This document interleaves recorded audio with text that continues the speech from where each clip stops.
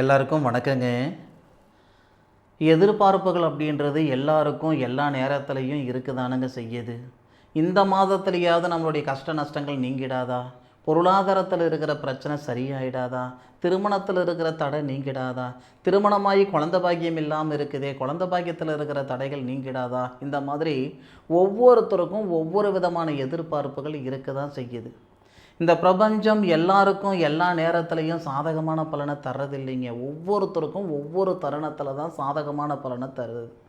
அப்படி இருக்கக்கூடிய பட்சத்தில் வரக்கூடிய மாசி மாதத்தில் கடகராசியில் பிறந்த நண்பர்களுடைய வாழ்க்கையிலையும் வாழ்வாதாரத்திலையும் இந்த பிரபஞ்சம் எந்த மாதிரியான மாற்றங்களை தரப்போகுதுன்றது பற்றி தானுங்க ஆதாரபூர்வமாக வேதகால முறையில் துல்லியமாக இந்த பதிவில் நம்ம பார்க்க போகிறோம். கடகராசியில் வரக்கூடிய நட்சத்திரங்கள், முதல் நட்சத்திரம் ஸ்ரீராமர் அவதரித்த நட்சத்திரம்னு சொல்லக்கூடிய புனர்பூச நட்சத்திரம் 4வது பாதம். இரண்டாவது நட்சத்திரமாக குரு பகவான் அவதரித்த நட்சத்திரம் பூச நட்சத்திரம் 4 பாதம். மூன்றாவது நட்சத்திரமாக ஆதிசேஷனும் தாராதேவியும் அவதரித்த நட்சத்திரம்னு சொல்லக்கூடிய ஆயில்ய நட்சத்திரம் 4 பாதம். 9 பாதங்கள் 3 நட்சத்திரங்கள் கொண்ட அற்புதமான ராசி தானுங்க கடகராசி. ராசியாதிபதி சந்திர பகவான் கடகராசிக்கு 2வது பாவகத்தில் மகம் நட்சத்திரத்தில் வரக்கூடிய தருணத்தில் தானுங்க இந்த மாதம் பிறக்கப்படுது. மாசி மாதம் 1ஆம் தேதி வியாழக்கிழமை அதிகாலை மகம் நட்சத்திரம் சிம்ம ராசி சூரிய பகவானுடைய ஆதிக்கத்தில் கடகராசியாதிபதி சந்திரன் சூரிய பகவானுடைய பார்வையில் இருக்கக்கூடிய தருணத்தில் தானுங்க இந்த மாதம் பிறக்கப்படுது. அருமையான தருணமாக வரக்கூடிய மாசி மாதம் கடகராசி நண்பர்களுக்கு இருக்கும். கடகராசிக்கு 8வது பாவகத்தில் இருந்த சனி பகவான் அஷ்டமச்சனி, இப்பவும் அஷ்டமச்சனி தானுங்க. ஆனாலும் கடகராசிக்கு 11வது பாவகத்தில் இருக்கக்கூடிய குரு பகவான் வக்கரத்தில் இருந்தவர் தற்சமயம் வக்கர நிவர்த்தி. குரு பகவானுடைய சாரத்தில் தானுங்க அஷ்டமச்சனியாக இருக்கக்கூடிய சனி பகவான் இருப்பார். அப்போது குரு பகவானுடைய சாரம் புரட்டாதி நட்சத்திரம் சொல்லக்கூடிய குபேரர் அவதரித்த நட்சத்திரத்தில் சனி பகவான் இருந்து உங்களுடைய ராசிக்கு 10வது பாவகம் தொழில் ஸ்தானம், உங்களுடைய ராசிக்கு 2வது பாவகம் தனஸ்தானம் சொல்லக்கூடிய உங்கள் ராசிநாதன் சஞ்சாரிக்கக்கூடிய கட்டத்தை பார்க்குற. அப்படி தொழிலில் இருக்கிற சிக்கல்கள் நீங்குங்க. 2 வருஷமாக 3 வருஷமாக ஒரே நிறுவனத்தில் வேலை செய்துக்கிட்டு இருந்தனுங்க, 5 வருஷமாக 6 வருஷமாக வேலை செய்துகிட்டு இருந்தனுங்க, அந்த நிறுவனத்துலேருந்து என்னை நீக்கிட்டாங்க, அந்த வேலையில் சிக்கல் ஏற்பட்டுடுச்சு. 100% அதை விட நல்ல வேலை வாய்ப்பு இந்த மாதத்தில் வந்து சேர்றதுக்கான வாய்ப்புகள் கொடுக்கும்.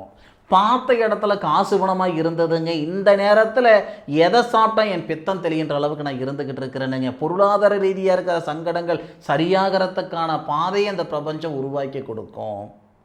உங்களுடைய ராசிக்கு 4வது பாவகத்துக்கு அதிபதின்னு சொல்லக்கூடிய சுக்கிர பகவான் சுபஸ்தானாதிபதி, லாபஸ்தானாதிபதியும் அவரே. அப்போ அந்த லாபஸ்தானாதிபதின்னு சொல்லக்கூடிய சுக்கிர பகவான் குரு பகவானுடைய ஆதிக்கத்தில், குரு பகவான் சுக்கிர பகவானுடைய ஆதிக்கத்தில் லாபஸ்தானத்தில். அப்போது கிரக பரிவர்த்தனை, அசுர குருவும் தேவகுருவும் கிரக பரிவர்த்தனை. மீண்டும் இந்த மாதிரி ஒரு பிராத்தம் கடகராசி நண்பர்களுக்கு வரணும்னா 12 வருஷம் ஆகுங்க. குரு பகவானும் சுக்கிர பகவானும் கிரக பரிவர்த்தனை செய்யக்கூடிய தருணத்தில் குரு பகவான் வக்ர நிவர்த்தி ஆகியிருக்கார். அருமையான அமைப்பு. புத்திர பாக்கியத்தில் இருக்கிற தடைகள் நீங்க போகுது. 6 வருடம் ஆகுது, 7 வருடம் ஆகுது, 10 வருடம் ஆகுதுங்க.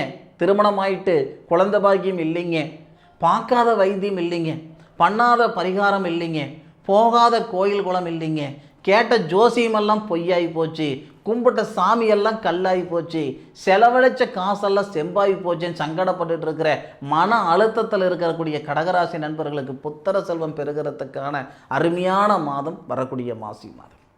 அப்போது பொருளாதாரத்தில் இருக்கிற பிரச்சனைகளும் சரியாகிறதுக்கான தருணத்தை இந்த பிரபஞ்சம் தரப்போகுது. வேலை வாய்ப்பில் இருக்கிற சிக்கல்கள் நீங்கிறதுக்கு உண்டான வாய்ப்புகளையும் கொடுக்க போகுது. புத்திர செல்வத்தில் இருக்கிற சங்கடங்களும் சரிப்படுத்த போகுது.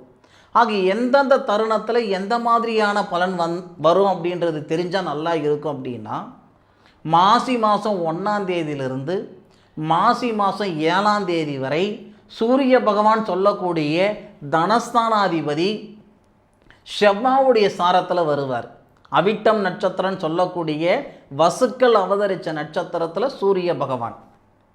அப்போது நமக்கு மனை சார்ந்த சங்கடங்கள் சரியாகும், கணவன் மனைவிக்குள்ளே இருக்கக்கூடிய கருத்து வேறுபாடுகள் சரியாகும், புத்திர செல்வத்தில் இருக்கக்கூடிய தடைகள் நீங்கும். இந்த தருணம் புத்திர பாக்கியத்தில் இருக்கிற தடைகள் 2 தருணத்தில் இந்த மாதத்திலேயே 2 டைம் சரியாகும். ஒன்று மாசி மாதம் 7ஆம் தேதியில், மாசி மாதம் 1ஆம் தேதியிலிருந்து மாசி மாதம் 7ஆம் தேதிக்குள்ளார ஒரு சில நண்பர்களுக்கு குழந்தை பாக்கியத்தில் இருக்கிற தடைகள் நீங்கும். இன்னும் ஒரு சில நண்பர்களுக்கு 20ஆம் தேதியிலிருந்து மாசி கடைசி அந்த 10 நாளில் புரட்டாதி நட்சத்திரத்தில் சூரிய பகவான் வரும் பொழுதும் புத்திர பாக்கியத்தில் இருக்கிற தடைகள் நீங்கும். அதுபோக மண்ணு மனையில் பிரச்சனைகள் இருக்குதுங்க, நான் வாங்கின இடங்க அதில் வழக்கு வந்துருச்சு, பிரச்சனை வந்துருச்சு, எங்கள் அப்பார் வாங்கின இடங்க இல்லை தாத்தார் வாங்கின இடங்க, மண்மனையில் இருக்கிற சங்கடங்கள் சரியாகிறதுக்கு உண்டான தருணம் மாசி 1லிருந்து மாசி 7 வரை. அப்போது உடல் ஆரோக்கியம் என்ன தொந்தரவுனே தெரியலைங்க. ஒவ்வொருத்தரும் ஒவ்வொரு விதமான தொந்தரவு சொல்கிறாங்க. நான் எல்லா வைத்தியமே பண்ணிட்டேனுங்க, உடம்புல இருக்கிற தொந்தரவு சரியாகலைன்னா மாசி 1லிருந்து மாசி 7க்குள்ளார இந்த மாதிரி தடைகள் நீங்கும். அதாவது உடல் தேகத்தில் இருக்கக்கூடிய தொல்லைகள் நீங்கிறதுக்கான வாய்ப்புகள் கொடுக்கும். மாசி 7ஆம் தேதியிலிருந்து மாசி 20ஆம் தேதி வரை சூரிய பகவான் ராகு பகவானுடைய சாரத்தில் வரக்கூடிய தருணத்தில் உங்களுடைய ராசிக்கு 2வது பாவகத்தை பார்ப்பார்.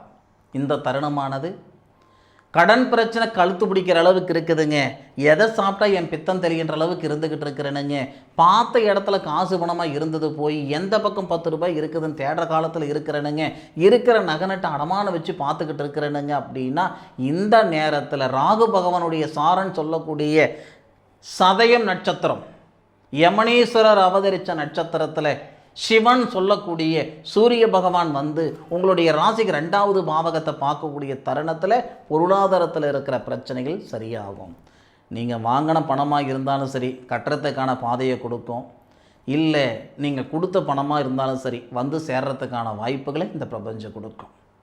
பொதுவாக இந்த கடகராசியில் பிறந்தவங்க யாருடைய வயிற்றெரிச்சலையும் கொட்டிக்க மாட்டாங்க, யாருடைய கஷ்டத்துக்கும் ஆளாக மாட்டாங்க, உசுரே போனாலும் ஒருத்தருக்கு துரோகம் பண்ண மாட்டாங்க. சந்தர்ப்பமும் சூழ்நிலையை தான் ஒரு இக்கட்டான சூழ்நிலையில் உங்களை கொண்டு போய் விட்டுட்டுருக்கும். அந்த சங்கடம் கூட வரக்கூடிய மாசி மாதத்தில் 100% சரிப்படுத்திக்கிடுவீங்க. ஐயா தெரிஞ்சோ தெரியாமலேயோ உங்ககிட்ட ஒரு 10 ரூபாய் வாங்கி விட்டேனுங்க, என்னுடைய நேரம் என்னால் கட்ட முடியாமல் போச்சு, உங்ககிட்ட கெட்ட பேர் வாங்கிக்கிட்டேனுங்க, அந்த பணத்தை கொண்டாந்து கொடுத்துட்டேனுங்க அப்படின்னு சொல்லக்கூடிய சூழல் மாசி மாதம் 1ஆம் தேதியிலிருந்து மாசி மாதம் 20 தேதிக்குள்ளார அந்த ராகு பகவானுடைய சாரம், அந்த சாரம் முடிகிறதுக்குள்ளார சூரிய பகவான் வந்து அந்த சாரத்தில் முடிகிறதுக்குள்ளார இந்த ஒரு சூழலை ஏற்படுத்தி விடுவோம்.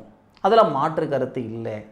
அதே மாதிரி எத்தனையோ பேருக்கு சொந்தமாக பிஸ்னஸ் பண்ணணும், சொந்தமாக தொழில் செய்யணும் அப்படின்ற எண்ணம் இருக்கும். சந்தர்ப்பம் சூழ்நிலையும் செட் ஆகாது. அஷ்டமச்சனை இருக்குதே அப்படின்ற ஒரு எண்ணங்கள் இருந்துக்கிட்டு இருக்கும். ஒரே ஒரு விஷயம் சொல்கிறேனுங்க, சனி பகவான் உங்களுக்கு கெட்டவர் தானுங்க. சனி பகவான் இதுக்கு முன்னாடி ஏன் இந்த நிமிஷம் வரைக்கும் உங்களுக்கு பாதகத்தை கொடுத்தவர் தானுங்க. ஆனால் அந்த சனி பகவான் மாசி மாதம் 29ஆம் தேதி மாறுறதுக்குள்ளார இந்த தருணமானது இந்த மார்ச் மாதம் 29ஆம் தேதி அவர் மாறுவார். நான் மார்ச் மாதம் உங்களுக்கு பலன் சொல்கிறேன்.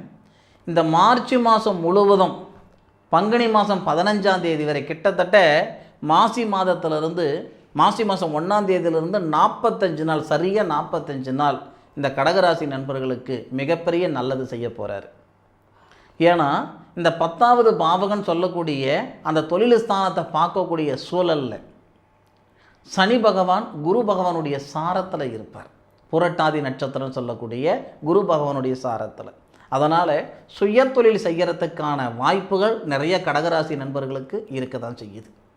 இருக்கலாமா இருக்க வேணாமான்ற மனநிலையில் இருக்கிற நண்பர்களுக்கு கூட நிச்சயமாக 100% இந்த தருணமானது சாதகமான பலனை கொடுக்க போகுது. அதில் மாற்று கருத்து இல்லை. ஏன்னா கிரக பயிற்சின்னு சொல்லக்கூடிய குரு பகவானும் சுக்கிர பகவானும் புதனாதித்ய யோகன்னு சொல்லக்கூடிய சூரிய பகவானும் புதனும் அருமையான கிரக அமைப்புகள் இருக்கிறதுனால கடகராசியில் பிறந்த நண்பர்களுக்கு 100% சரியான ஒரு பாதையை இந்த பிரபஞ்சம் வரக்கூடிய மாசி மாதத்தில் உருவாக்கி கொடுக்க போகுதுன்றதில் எந்த விதமான மாற்று கருத்தும் கிடையாது. காற்றடிக்கும் போது தான் தூற்றிக்கிடணும்னு சொல்லுவாங்க, வயசு இருக்கும்போது தான் வாழ்ந்துக்கிடணும்னு சொல்லுவாங்க. வரக்கூடிய மாசி மாதத்தை சரியான முறையில் பயன்படுத்திக்கோங்க. கஷ்ட நஷ்டங்கள் நீங்கிறதுக்கு உண்டான தருணமாக வரக்கூடிய மாசி மாதம் இருக்குன்றதில் எந்த விதமான மாற்று கருத்தும் கிடையாது. இந்த பதிவு கடகராசியில் பிறந்த நண்பர்களுக்கு உண்மையிலேயே பயனுள்ள பதிவாக இருக்கும் அப்படின்னு நான் மனசார நம்புகிறேன். மீண்டும் அடுத்த ஒரு அற்புதமான தருணத்தில் உங்கள் அனைவரையும் சந்திக்கும் வரை உங்களிடமிருந்து விடைபெறுவது உங்கள் வீட்டு ஜோதிட நண்பனான மா காளிதாஸ் மணிகண்டன். திருச்சிற்றம்பலம். வாழ்க வையகம், வாழ்க வளமுடன்.